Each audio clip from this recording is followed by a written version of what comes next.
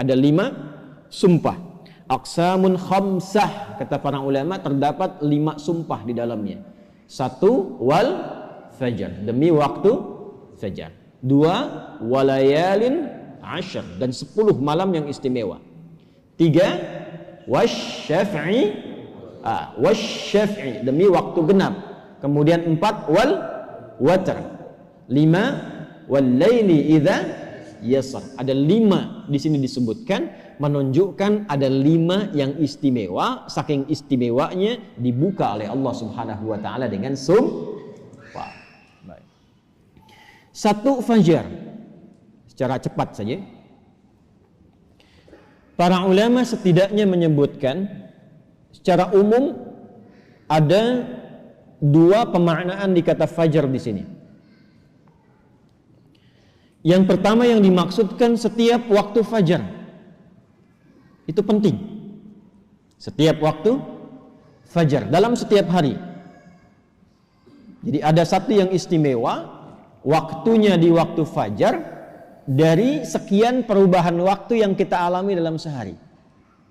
Kan dari fajar nanti muncul ke pagi, pagi ke siang, siang ke sore, sore ke maghrib, maghrib ke malam kan.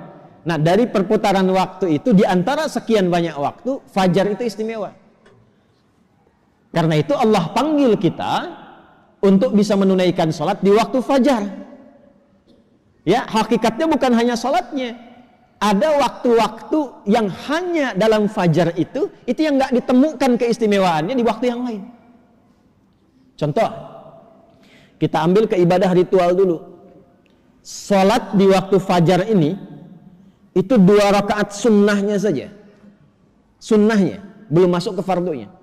Itu nilainya disebutkan oleh Rasulullah SAW lebih baik daripada dunia dan seisinya. Raka'atul fajri khairum minad dunya wa ma fiha. Kalau Anda mampu menunaikan 2 rakaat fajar, itu yang dimaksud sunnahnya. 2 rakaat, tapi disebutkan kalimat fajarnya. Bukan zuhur, bukan asar, bukan maghrib, bukan isya. Dan dilakukannya sebelum sholat fardunya untuk menunjukkan betapa pentingnya itu. Karena kalau orang tahu itu penting, pasti persiapan datang sebelumnya. Ya, Anda tahu di sini akan pengajian kan? Subuh kan? Subuhnya misalnya jam 4.35. Anda menjadikan pengajian itu sebagai hal yang prioritas. Kalau waktunya 4.35, datangnya jam berapa? Ada yang nginap, ada yang itikaf. Karena menjadikan itu penting. Kalau tak penting mungkin diabaikan. Nah Allah menyatakan fajar itu penting. Jangan tinggal. Bahkan saking pentingnya, ada di antara hamba-hamba Allah yang menyiapkan waktu fajar itu bangun dari sebelumnya sampai warming up dulu. Pemanasan supaya subuhnya itu, fajarnya itu bisa optimal. Bangun dari malam Pak. Ada yang menjelang fajar itu membiasakan hatinya supaya khusyuk. Sehingga saat sholat di waktu fajar sudah terkoneksi kepada Allah dengan baik. Cara menyiapkannya dengan istighfar. Waktu singkat menjelang fajar itu disebut sahar namanya.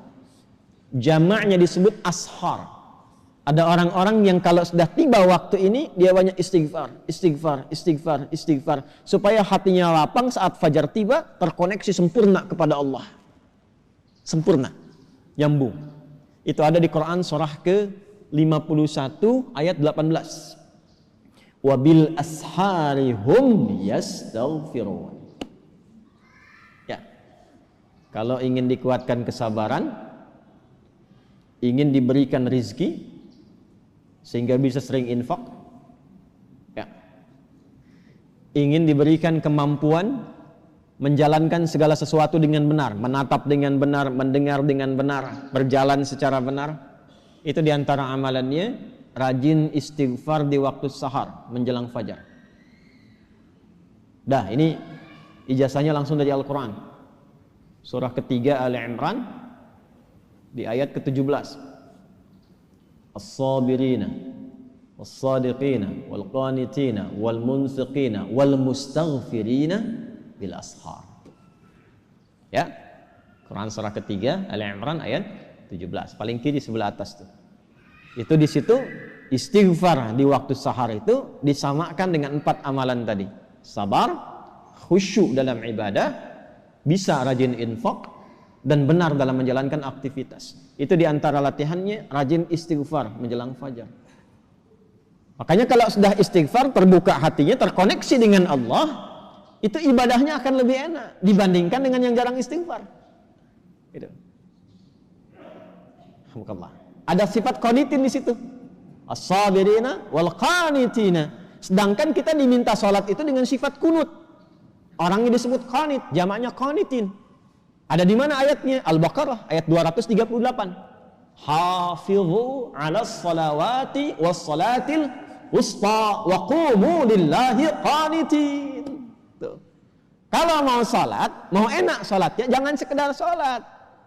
Memang betul sudah selesai, ya, menuntaskan kewajiban, beban kewajibannya hilang, tapi kenikmatannya dapat nggak? Manfaatnya dapat nggak?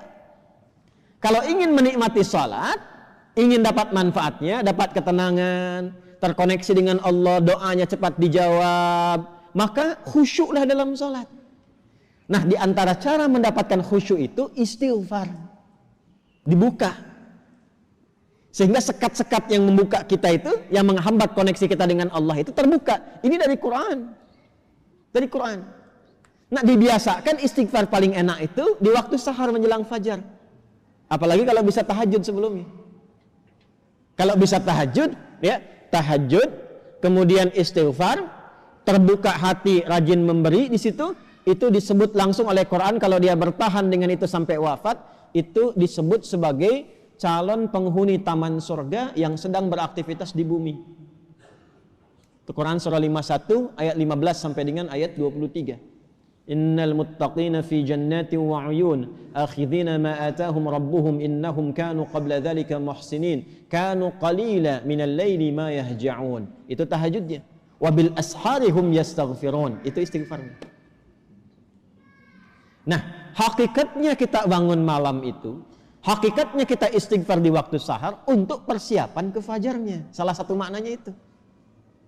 Makanya Nabi kan ya suka rebahan kan sedikit ya. Bukan rebahan yang sempurna. Ya kaum rebahaners dia. Ya. Coba dicek tuh. Kalau ada rebahan Nabi itu miring sedikit ke kanan kan, setelah istighfar tuh nunggu-nunggu sampai fajar tiba. Supaya kesadarannya optimal. Ada apa di fajar itu sampai dipersiapkan sebelum itu? Sampai-sampai 2 rakaatnya lebih baik daripada dunia dan seisinya. Itu kalau dibaca pakai iman, gak ada yang bisa menandingi. Saya tanya antum, dikasih 1 juta atau 2 rakaat sebelum subuh? Ayo. Oh, masa? Huh? Coba dicek. Sana ada lomba balapan di sirkuit tuh. Berlangsungnya sebelum subuh. Siapa yang datang duluan di dekat situ? 10 tempat pertama mendapatkan bonus 5 juta. Cuma nontonnya dapat 5 juta. Tawaran kedua, datang ke masjid, tunaikan 2 rakaat sebelum subuh setelah azan tiba, dapat dunia dan seisinya, lebih baik daripada dunia dan seisinya. Pilih mana? Nonton di sirkuit atau 2 rakaat sebelum subuh? Tuh, makin pelan jawabannya. Karena babnya iman, bukan akal. Akal yang dibimbing oleh iman itu lebih tajam nanti cara berpikirnya. Mampir dulu aja ke masjid, ntar balik lagi ke sana. Berarti ada yang penting. Kalau antum ingin latihan jadi orang baik atau anak pengen jadi baik tuh, konsistenkan subuh. Kayak ulama tuh enggak banyak ceramah, enggak banyak cakap, bilang subuh aja, konsisten. 40 hari subuh terus, ya. Sering begitu kan ya? Nah, itu saya bahas ilmunya sekarang. Dan itu dari Quran. Makanya agak aneh kalau rajin ta'lim, rajin saling mencela. Salat kok menjadi saling menuduh. Orang salat itu bersih hati. Orang ta'lim itu bersih jiwa. Nah, cara memulainya fajar. Kenapa Allah bersumpah dengan fajar? Karena Allah menginginkan hambanya jadi baik. Itu pesannya. Nanti sifatnya beda dengan zuhur, beda dengan asar, beda dengan maghrib, lain dengan isya. Fajar itu pembukanya.